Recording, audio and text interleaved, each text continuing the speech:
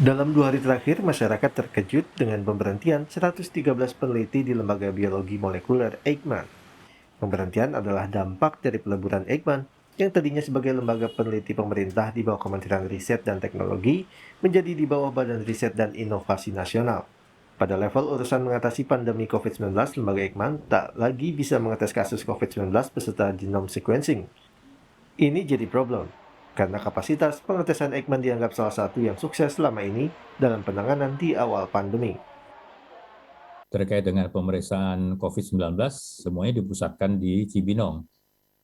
Ya, padahal sebelumnya kapasitas dan jumlah pemeriksaan di Cibinong, di LIPI Cibinong itu jauh lebih kecil daripada yang di Lembaga Eijkman sebelumnya.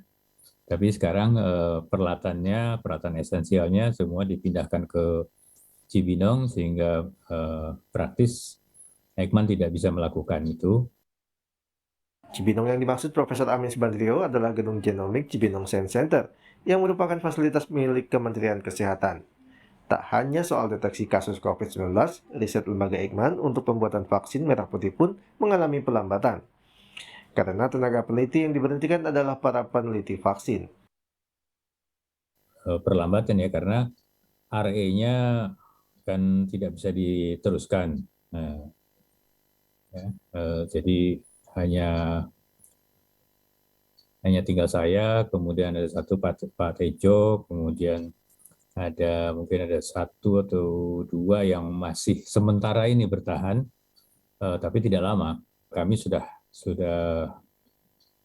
hampir menyelesaikan 100% sih sebetulnya R&D-nya, karena hasil terakhir itu sudah bisa diterima oleh industri.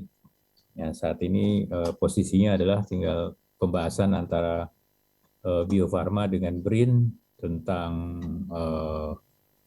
ya pembiayaan proses selanjutnya. Artinya di tim vaksin sudah mengajukan proposal ke BRIN untuk pembiayaan satu step kecil lah gitu dari pengembangan vaksin. Padahal vaksin merah putih buatan Eijkman yang kini ditunggu adalah salah satu pilihan Presiden Joko Widodo untuk menjadi penguat imunitas atau booster yang bakal dimasifkan pada akhir Januari 2022. Pilihan lain produksi dalam negeri adalah vaksin merah putih buatan Universitas Airlangga. Kedua vaksin merah putih sudah dalam pantauan Badan Pengawas Obat dan Makanan serta proses produksi massal oleh Bio-Farma. Menurut Kepala Badan Riset dan Inovasi Nasional Laksana Tri Handoko, lembaga yang dipimpinnya sedang memperbaiki kelembagaan Eijkman. Selama ini Eijkman dianggap bukan lembaga resmi pemerintah.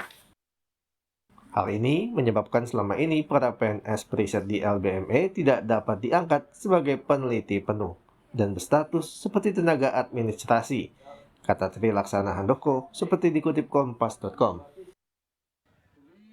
Membereskan urusan organisasi memang tanggung jawab pimpinan, tapi sebaiknya menghindarkan gejolak dan gangguan dalam proses penelitian yang penting bagi penanganan pandemi COVID-19 di Indonesia. Tim Liputan, Kompas TV.